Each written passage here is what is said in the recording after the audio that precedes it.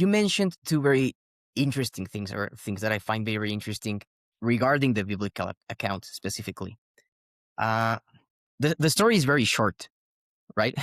I'm Yeah. sometimes amazed how short the stories in the Old Testament are. You know, these stories that we all know and have influenced our culture so much, and it's just a few lines.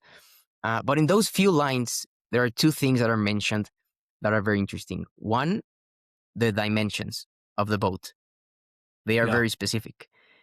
And two, the place where the ark landed, right? Which you described as like a region of mountains, not necessarily a specific coordinate. Uh, Yeah. well, these things I found interesting because for two reasons. One, they're very specific, and two, uh, in relation to your research, the research has found that what you guys think could be the ark matches kind of exactly the measurements given in the Bible, and also matches the place, the resting place described in the Bible, right? Yeah, and that's the only reason why people got interested in it. I mean, let's say you find an object that does not look like a boat, let's say it look like a barn or a building, and it's 3 times as long as what the Bible gives, then of course you're going to be like, well, this is something else. But because it's boat shaped and it's in the mountains of Ararat, and you have especially the length, 300 Royal Egyptian cubits, it's like kind of like not a divine approval, but it's kind of, it's an exact match. What are the odds? So if it is a natural formation, it just coincidentally it equals the size given in the Bible. So I think that that is what everyone has back from the '60s on up to today. Why there is interest in the site. You have the location right; it's not in China; it's in mountains of Ararat. You have it being ship shaped. It's not a circle or a barn or something else, and it is the length given in the Bible. So starting with those three things, then you build from there. And so that interest got different researchers involved, and including myself. And that's where we are today is because of that.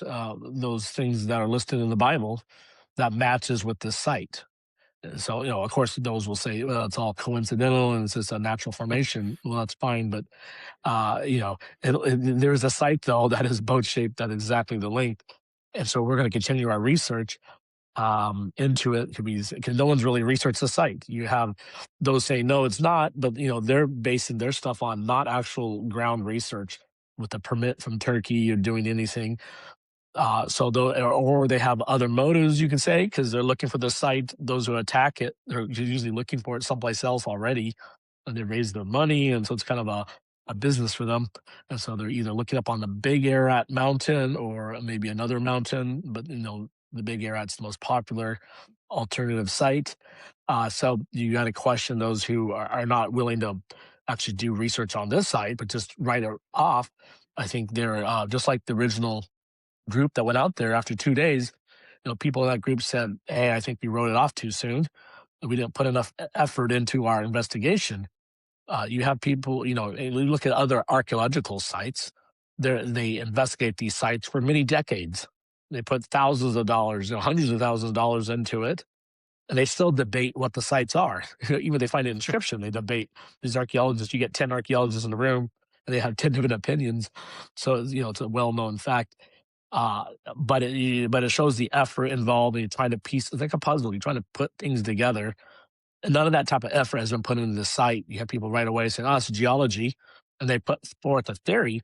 But like one popular theory is it's a solid block of rock, and that was actually written up in a peer-reviewed journal. But the Turkish, his name is Murat, this Turkish geologist who wrote it, the other Turkish geologist that we work with, who has been actually investigating the site since the '80s, Dr. Bayrak Tutan, he said, this guy doesn't know anything. This is a very complex mountainside landslide. This guy's idea that it's a solid block of rock is easy disproven. You can even walk out there and see it's a dirt earthen formation. You have rocks and boulders sticking out, but it is not this solid block of limestone rock like this guy wrote in an article. And so you wonder where did he get that idea if he didn't do anything work if he didn't do any work on the site. It makes you question his interpretation of the data or what if he did anything at all out there. But then that's quoted by other people over and over because it's now in a peer-reviewed journal. I think more work has to be done on it, and that's where we're at. We think it's pointing in the right direction because of again, the length, the location, the shape, and we believe that those who have written it off are the ideas they've put forth, and there's like maybe 2 or 3 or 4 different theories, usually dealing with a rock. It doesn't make any sense at the site from our investigation, especially. And so we're going to continue working on it. And those who don't think it is, they can go do something else or look for their own arc. But it's not stopping us. Yeah, no, it sounds like too much coincidence, right? Yeah, at the end of the day, it's like okay, just one of the rare chances that it is all natural. Okay, then let's find it out. That's why I tell people it's like if you don't think this is the arc, then show me a better one, and I'll go go research that, promote it. Until that time, this is the best candidate, I believe.